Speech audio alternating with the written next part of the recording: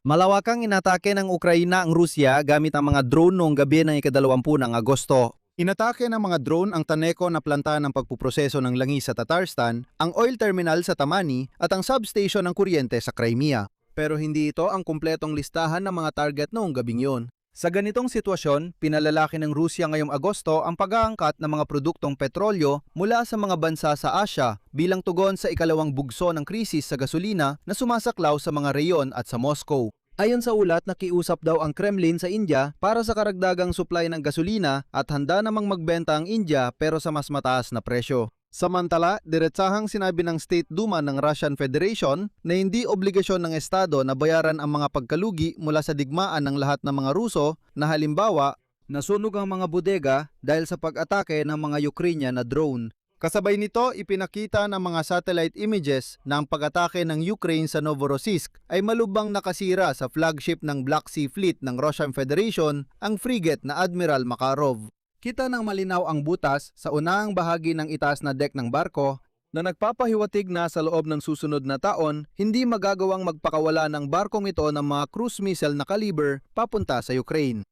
Kasabay nito, nagulat ngayon ang Ministry ng Depensa ng Rusya na di umano'y tinamaan doon nila ngayong gabi ay hindi mga tirahan, hindi mga bodega, hindi mga substation, kundi isang buong pabrika ng Fairpoint na gumagawa ng mga drone at mga missile na FP-5 Flamingo. Pati na rin mga missile na FP-7, yung mga ballistic. At di umano'y inatake rin daw ng mga Ruso ngayon ang planta ng Antonov kung saan ginagawa ang mga drone na LUT.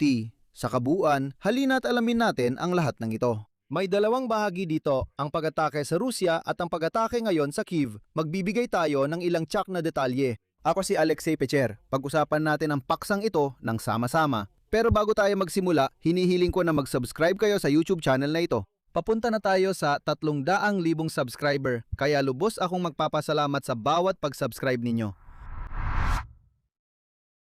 Kaya, maagang umaga ng ika-20 ng Agosto, malaki ang inatake ng mga Ukrainian drone ang lungsod ng Nizhnekamsk sa Tatarstan.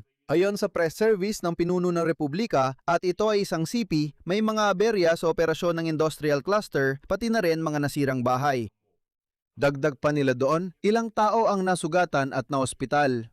Ayon sa Astra, ang target ng mga drone ay ang industrial zone ng lungsod na ito kung saan matatagpuan ng oil refinery. Ang Taneco Oil Refinery na pag-aari ng TAT Nefti.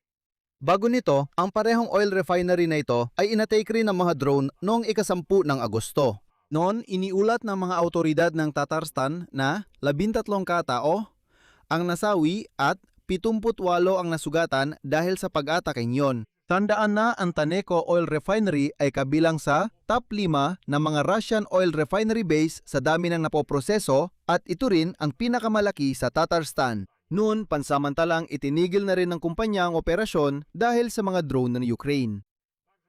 Dayun din kagabi, inatake rin ng mga drone ang bayan ng Volna sa tangway ng Taman sa Krasnodar Krai.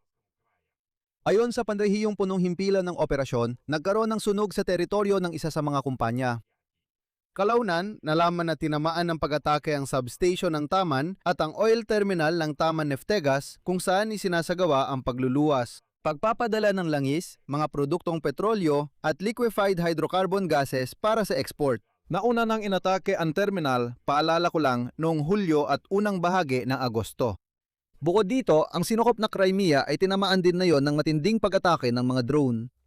Particular, may mga pagsabog na narinig noong gabi sa Evpatoria, Saki, Feodosia, Alusta at ilang bahagi ng peninsula. Panandaliang nawala ng kuryente ang Sevastopol, Simferopol, Kerch, Evpatoria at Feodosia. Nagkaroon ng sunog sa mga substation ng Taman sa mismong Krasnodar na rehiyon at Malorechenskoy malapit sa Alusta dahil sa blackout. Nagulat din ang mga otoridad ng Belgorod at Ulyanovsk na rehiyon tungkol sa mga pag-atake ng mga drone. At ayon sa ulat ng Ministry ng Depensa ng Federasyon ng Rusya, kabuang 726 na Ukrainian na drone ang na-intercept sa loob ng gabi sa 18 rehiyon, sa Crimea at sa mga katubigan ng Dagat Azov at Dagat Itim. At kasabay ng patuloy na mga pag-atake sa mga oil refinery, ang Russia ay nagpapataas ng pag-aangkat ng mga produktong petrolyo mula sa mga bansa sa Asya ngayong Agosto bilang tugon sa ikalawang bugso ng krisis sa gasolina na nakaapekto sa mga rehiyon at partikular na sa Moscow. Mulay, may limitasyon na naman sa bawat tao. Sa buwang ito, ang pag-aangkat ng gasolina at aviation kerosene mula sa ibang bansa ay aabot sa 270,000 tonelada. At ngayon, alam na halos 1/4 ng inaangkat na dami ay magmumula sa India papuntang Russia. At ang natitirang bahagi ay mula sa mga produktong petrolyo na inililipat mula sa isang tanker papunta sa isa pa sa baybayin ng Timog Korea at Malaysia. Para maintindihan, sa pangalawang kaso, karamihan pa rin ay tungkol sa mga produktong petrolyo mula rin sa mismong India. Pero ang mga produktong petrolyo na ito ay inililipat sa mga tanker ng Shadow Fleet sa bukas na dagat at dinadala ng palihim para iwasan ang mga parusa. Ang unang tanker na may dalang gasolina mula India ay nagbaba ng karga sa daungan ng Vitina sa Arctic ng Rusya noong unang bahagi ng Agosto. Nagsimulang pumasok ang gasolina sa merkado ng Russia matapos ang mahabang paghinto kung saan sinubukan ng mga importer ng langis na Ruso na magkasundo tungkol sa presyo. Dito, inakala ng mga Ruso na sila ay parang mga partner ng iba kaya humiling sila ng makatarungang presyo, pero hindi. Lumabas na mas mataas ng malaki ang presyo kaysa sa mga panloob na presyo sa wholesale market ng Russian Federation. At ang mga Indiano, hindi sila tanga. Humingi ang India ng mahigit 100 rubles kada litro. Sabi nila, wala kaming pakialam sa mga problema ninyo, pakinggan ninyo. Negosyo lang ito, kami ay kumikita lang. Isipin mo lang, India, hinihiling kong itala ito. Bumibili ang India ng langis mula sa Rusya na may malaking diskwento. Hindi ito sikreto na may malaking diskwento, pinuproseso nila ito, ang langis na galing Rusya para gawing fuel at ibinibenta rin nila ito sa mga Ruso na may patong na presyo.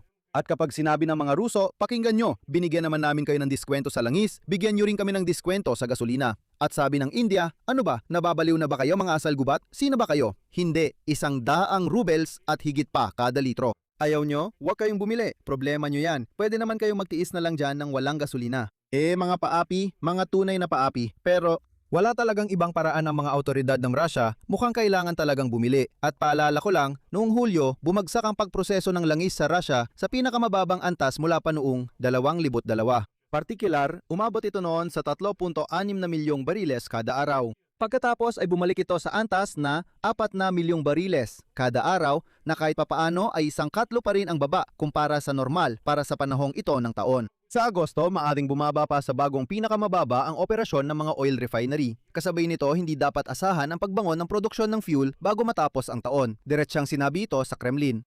At gusto ko ring ipaalala na pinayagan na ng mga regulator ng Russia ang produksyon at pagbebenta ng mga fuel na Euro 2, Euro 3, at Euro 4. Paalala ko lang, matagal lang tinalikuran ng buong sibilisadong mundo ang mga ito. Dahil napaka-toxic ng ganitong klase ng gasolina, nakakaapekto ito sa kalusugan ng tao at napakasama rin ng epekto nito sa makina. Sa madaling salita, puro problema lang. Matagal lang tinalikuran ng lahat ang ganitong gasolina. Ang tinutukoy ko, Euro 4. Sa mga Ruso, pati Euro 2, ibinebenta na ngayon. Sinasabi nila, oo, masamang gasolina ito. Bilhin nyo na lang, wala na kayong magagawa. Pero, ika nga, kahit ganitong klase ng gasolina ay pwede na raw sa mga Ruso. Kasabay nito, inihayag sa State Duma ng Russian Federation na ang mga may-ari ng mga bodega na nasira dahil sa mga pag-atake ng Ukraine ay dapat silang ayusin gamit ang sarili nilang pera at hindi mula sa pondo ng gobyerno. Gaya ng panawagan ni Vladimir Putin noong nakaraang araw. Sabi sa State Duma, pakinggan ninyo, may digmaan na nangyayari, kung may ayaw kayo, di kayo na lang ang mag-ayos. Paalala lang, kahapon ay inatasan ni Pangulong Vladimir Putin ng Russian Federation ang gobyerno na maghanda ng programa para sa pagpapanumbalik ng mga sentro ng lohistika na tinamaan ng mga pag-atake ng sandatahang lakas ng Ukraine. Mula kalagitnaan ng Hulyo, paalala lang, ang pangunahing tinatamaan ng mga pag-atake ng drone ay ang infrastruktura ng kumpanyang Wildberries. Naapektuhan ng sandatahang lakas ng Ukraine ang 23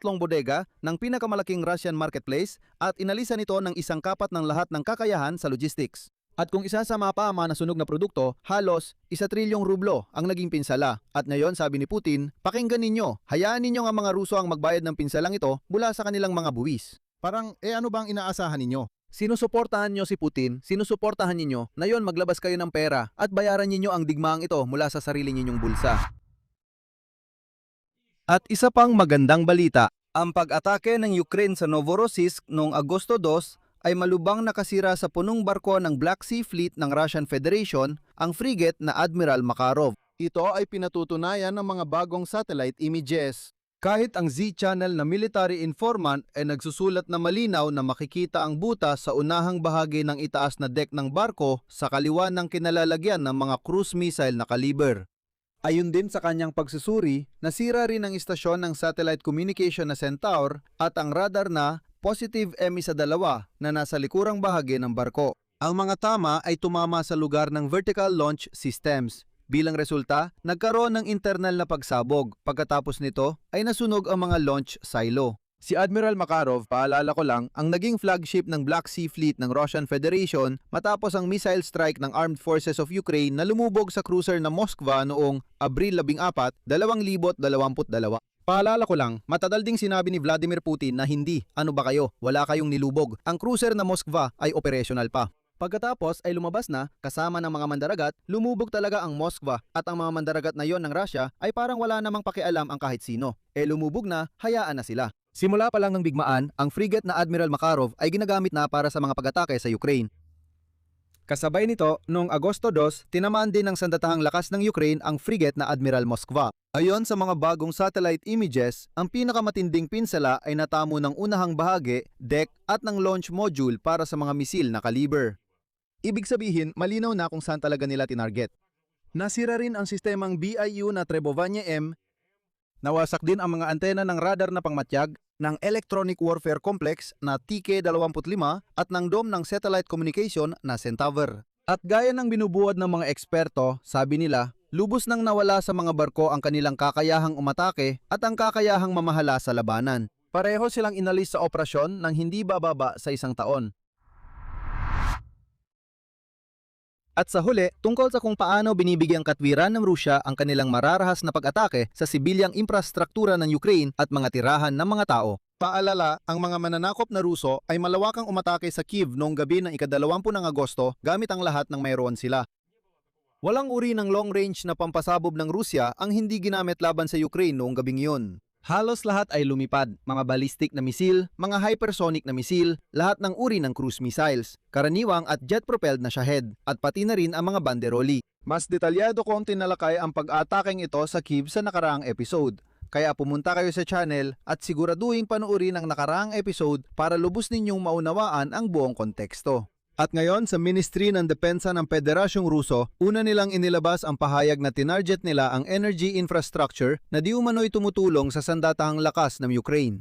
Pero kalaunan, nag-imbento sila ng mas magandang kwento para mas lalo pang matuwa ang mga Ruso, itong mga hindi sibilisado at hindi naliligo sa pag-atake sa Kyiv. Sa kanilang ulat, sinabi ng Ministry ng Depensa ng Rusya na bilang resulta ng pag-atake, tinamaan ang isang industrial na kumpanya na tinatawag na Firepoint na gumagawa ng mga bahagi para sa mga attack drone na may malayo at katamtamang abot, pati na rin ang nagsasagawa ng pag-assemble at pag-iimbak ng mga booster na ginagamit sa mga cruise missile na Flamingo. At sinasabing inatake rin ang kumpanyang Antonov na gumagawa ng mga drone na Lyuti.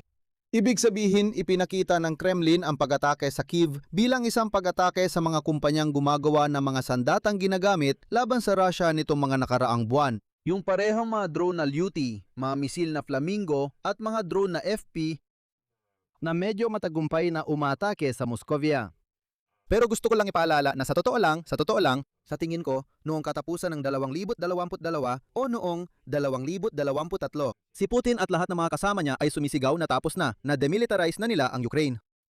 Ito yung sinasabi nilang masasakop ang Kyiv sa loob ng 3 araw, lahat ng kwentong yan. Ngayon, ayon sa kanilang gawa-gawang realidad, kailangan daw nilang sirain ang paggawa ng makabagong armas na umaatake sa Russia. Pinaalala ko ulit, wala lahat ng armas na ito ang Ukraine noong 2022 at magiging tapat ako, malamang hindi rin ito lilitaw kung hindi inatake ng mabangis na Russia ang Ukraine ng buong lakas. Ngayon, dapat sana pag-isipan ng mga Russian kung sulit ba talagang simulan ang digmaang ito. Pero sa kasamaang palad, hindi nila kayang mag-isip dahil wala naman silang pang-isip.